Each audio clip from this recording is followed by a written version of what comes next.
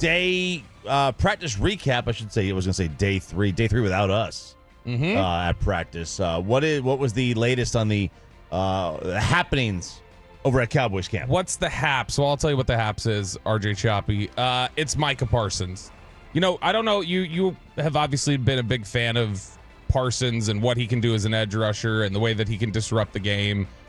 Did you feel like while you were out there you saw peak Micah at any point? I don't feel like we did. I would say no. Like even during the drills and stuff, it was like I don't see him dominating. I don't see him running, crazy. We got a lot of different tweets sent our way about people going, well, what's the deal here with Micah? Did all the sumo wrestling, did all the boxing not help? Well, apparently yesterday was the big breakout day. He was dominant out there at practice. John Owning from PFF, who we had talked about yesterday, some of the work that he does, and he was out there at practice again. And he said one of his big takeaways yesterday was that Micah Parsons just was on top of it. Absolutely dominant, wrecking shop the entire game. Said if you looked at that practice yesterday and they were playing actual reps, you're looking at multiple sacks in that practice. And so Micah Parsons, dominant practice, was a big part of that one. Should be noted, no Tyler Guyton, who seemed to really stymie him and really give him problems while we were out there. And so that's the one thing that you get a little bit different. Now, the other aspect here, the second thing that he took away from practice, Jalen Tolbert, who I'm ready to get hurt again. You ready to get hurt or heard? I'm ready to get hurt again. Oh, okay. Yeah, I mean, I think that's good. I think, anytime that you look inside yourself, deep inside yourself, and you say, you know what? Yeah, I am ready to get hurt again. I'm ready to believe, and I'm prepared to be hurt by this. That's what happens. You break up, you break up, or you get broken up with, and then you go through this period of self-reflection and alcoholism, and then you say to yourself, you know what? I'm ready to get hurt again. Is the alcoholism a necessary part of it? I think alcoholism is a necessary part of life in general. I think you just have to kind of go down that road at some point. At some point, you need to kind of take that step. And, then you're ready to get hurt again. And then you say, okay, you know what? Let's go back. Let's get back on Hinge or Tinder or Grindr, Bobby. And why'd you look at me when you said that? I don't, and then it was gesturing too. It was I was just saying maybe that's another one you want to get on, and you say I'm ready to get hurt again. Exactly. And I'm ready. So Jalen Tolbert is my grinder, is basically what you're saying. Chop. Jalen Tolbert is somebody who his rookie year, I was furious they didn't take him in the second round. I wanted them to take him in the second round of the draft. They took Sam Williams. They get lucky. I felt like at the time they got him in the third round. Great, that's awesome. He shows up his rookie year. He completely disappointed. All right, reload for last year. A lot of talk about, hey, his confidence is up through the roof. Had some good practices. Still didn't move the needle much at all. And so I back-to-back years, I've fallen for hype. I've been hurt by it. And I said, never again. It'll never happen again. And here I am, Chop. The hype has got me. He looks like a different player out there. He looked good while we were out there in Oxnard.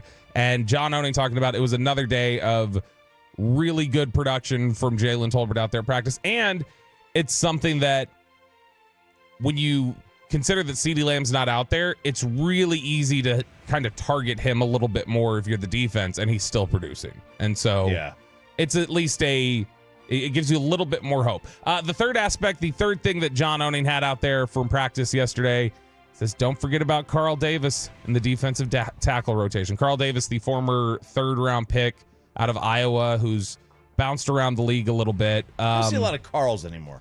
No, you don't. You don't see a lot of... Hey, do you know any Carls? You're the youngest one here. Carl, no. What's the name your friends are naming Phineas, or what was it? Your friends are naming their baby? Oh, Vincent. Yeah, you don't see many Vincents either, but still, I think you see more Vincents than. Is that a Van Gogh reference? Starry Night. Okay, Starry Night. You don't see many Carls. No, you don't. Carl. That's what I always think of. I think of llamas and hats when I hear Carl. But Carl Davis apparently had another good day of practice. He was one who stood out to me as kind of, he's producing here at the defensive tackle spot, which they need. If you can get any production there out of him, that would be great. Are you ready to get really hurt again? RJ Choppy. Okay, so We'll have the 53-man roster projection here in just a second from David Moore over at the Dallas Morning News. But late last night, we got the next storyline in the villain arc of the San Francisco 49ers, potentially. Oh, no. What happened? Okay, so the report is that there are 3 options for Brandon Aiyuk in San Francisco. Okay, option 1 is staying there and signing. That's probably option 3 from the way it sounds right now. Aiyuk is on fire. Exactly. Brandon Aiyuk, who is looking to get a new contract, has pretty much at this point surpassed Deebo Samuel, I think, as their biggest receiver. He's the guy. Samuel's had injury issues the last couple years. Aiyuk was massive. Aiyuk, if he made a massive play in the NFC Championship game that completely changed that game. Lucky play, but ultimately got him to the Super Bowl probably. Yeah. Kept Detroit out.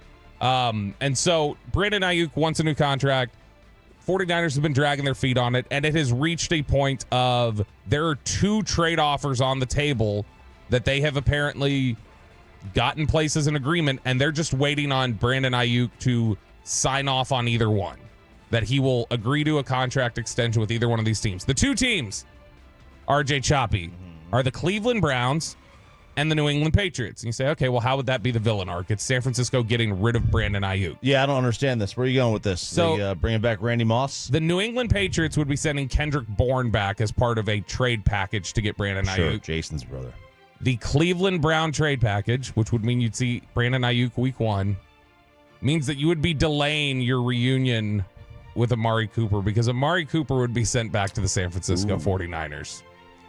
And I don't know, is Amari the Sean Payton of players that Cowboys fans still just look at and go like, how'd you let him get away? He was right here in your building. No, I mean, Amari Cooper produces. Sean Payton, I'm loving that Sean Payton's career is going just down the tank. He is just sitting there waiting to just blame anybody. I don't know. I mean, look, later this week, we're going to have to get into it. I'm going to remind you of this conversation, how you love that Sean Payton's career is going under when you love what he's saying about quarterback sacks out there in Broncos training camp. I do love what he says about quarterback sacks. He just, he's a guy, he's a product of the quarterback. And just like every other coach, he was only good because of Drew Brees. If this particular part of it, though, the Amari Cooper angle, I don't know that there's another player they could trade for that would upset Cowboys fans more. Because Cowboys fans feel like they were robbed of. Well, yeah. That basically Dallas gave them. I remember we were out at Twin Peaks in Burleson for a fan hang when that trade went down. Still To this day, I think the best fan hang we've had.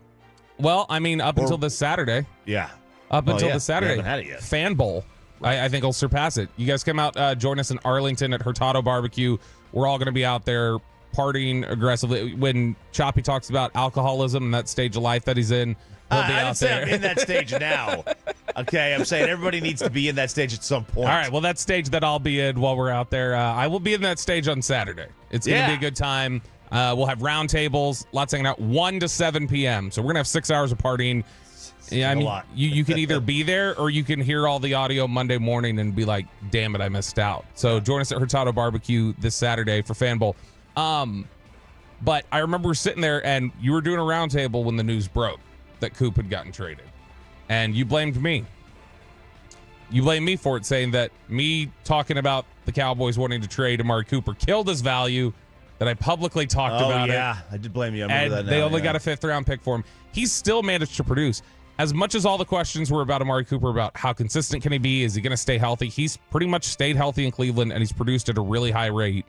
And now you've got an opportunity where the San Francisco 49ers may get the guy that Cowboys fans have arguably been the most upset about purging from the roster in the last 5 years. Ooh. Yeah, that'd be miserable. Miserable. Now, the good news is that we are well into camp, and I wonder how long it would take to get him under, up to speed. You remember what it looked like when he got traded here in 2018 and walked right in? Yeah, I remember that. Became the best receiver in football. But let's be fair. The Jason Garrett offense probably isn't as intricate as the Kyle Shanahan one. That is true. I mean, how much does it say, hey, run a curl route? Go to the sticks and turn Go around. to the sticks and turn around. and then, go a yard shy of the sticks, turn around. Yes. That how hard is it to figure that one out? Yeah, to be fair, was that Jason Garrett or was that Scott Linehan? Could be fair. That's a fair point. Linehan loved it. But yeah. This will be an angle where I think any hatred people have for the 49ers, I personally would love it. I would love Amari Cooper to get traded to the 49ers because I love the hatred. I love the tension, and I think that would create... The only way this could get worse is if you traded... He's perfect for that system. Yeah, he's such a good route runner, and Purdy and him will have a field day. I mean, him running those slant and goes, those sluggos. Is that what it's called, Bobby? It's sluggo? Sluggo. It's when you run straight down to the end zone. Yeah. No, but running those sluggos and giving those open windows, Purdy will feast. And that'll take so much attention off of Deebo Samuel and allow him to work. I think, A, this would be a good trade for San Francisco. B, I love it just from the perspective of the tension and the hatred that it would continue to build between the Cowboys and the 49ers. It's juicy. Don't you like storylines? I do like storylines, but I don't like storylines that end in failure. And this is going to end in a problem. Let's be honest. They could trade Brandon Aiyuk for, I don't know, Peerless Price. Good player. And they're still going to beat the Cowboys by 20. Good player. Are you surprised that San Fran would want a veteran and not a cheap, young draft pick that they could use because they are going to have to pay Brock and they are going to have to pay Deebo? Are they going to pay Brock? Well, I don't know. Maybe they're not. Maybe they're not. I don't know if it sounds like the Patriots trade would be Kendrick Bourne and draft capital. I think this would also be Coop and draft capital. It's not been made clear. But Coop and draft capital is going to be a fourth. Probably a 1. Yeah, but I mean, if you look at their draft history, they don't hit on their first-round picks. They hit on all their second, third, fourth, fifth guys. That's true. Other than the one first-round pick they hit on is Aiyuk, and they're going to trade him. All these guys, DeForest Buckner and all these different first-round picks the 49ers have had, they've purged all of them. They trade them. And I can't figure out why they refuse to retain any first-round picks.